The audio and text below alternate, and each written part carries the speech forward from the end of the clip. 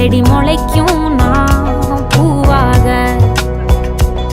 வெயில் அடிக்கும் நாள் வரைக்கும் கொட பிடிப்பேன் தாயாக.